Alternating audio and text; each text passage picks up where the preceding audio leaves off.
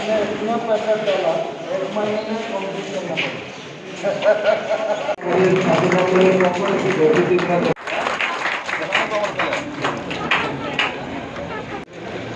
ঠিক আছে এখন আমাদের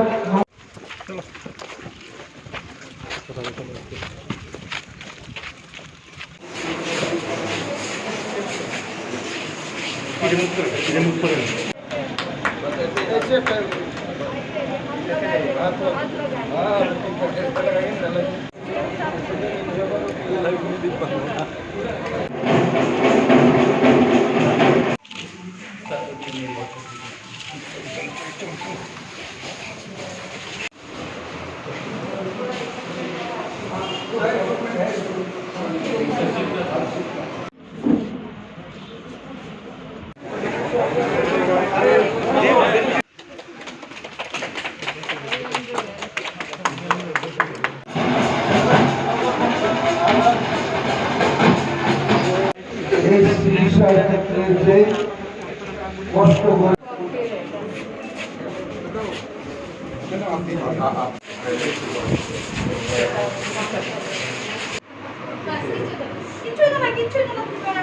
জন্য অত্যন্ত আনন্দের বিষয় যে সাবরুম একসময় নেগলেক্টেড ছিল।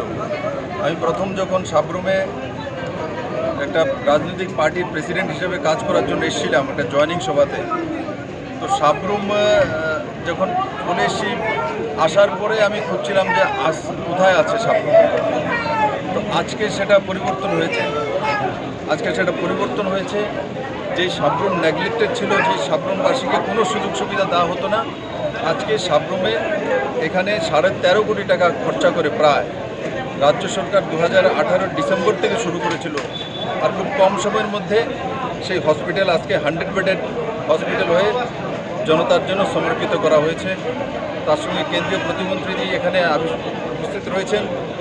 আর মাননীয় প্রধানমন্ত্রীজির আশীর্বাদে আমরা পুরো রাজ্য জুড়ে যে ডেভেলপমেন্টের কাজ করছি, সাবরুমবাসী সেটার সবচাইতে বড় প্রহরীদার এবং প্রমাণিত হচ্ছে সাবরুমের মধ্যে। সেটা SEZ হোক, স্পেশাল ইকোনমিক জোন হোক, ICP হোক, ইন্টিগ্রেটেড চেকপোস্ট হোক, মৈত্রী সেতু হোক, এই হসপিটাল হোক, আর সাবরুমের যে মিউনিসিপ্যাল কাউন্সিল আছে সেটাকেও ডেভেলপ করার জন্য আমি আগেই বলেছি ADB থেকে প্রজেক্ট হয়েছে। 80 কোটি টাকার কাছাকাছি সাবরুম সিটির জন্য আমরা ব্যয় করব। রাজ্য সরকার ওভারঅল সাবরুমের ডেভেলপমেন্টের জন্য কাজ করছে। লজিস্টিক হাব হোক, সবগুলো হচ্ছে। আমি আশা করি তাতে সাবরুমবাসীর প্রতি যে এতদিন অন্যায় হয়েছিল সেটার পরিপূর্ণতা হবে এবং সাবরুমবাসীর উন্নয়ন হোক, সাবরুমবাসী আর্থিকভাবে স্বয়ংসম্পূর্ণ হোক, এটাই আমার কামনা।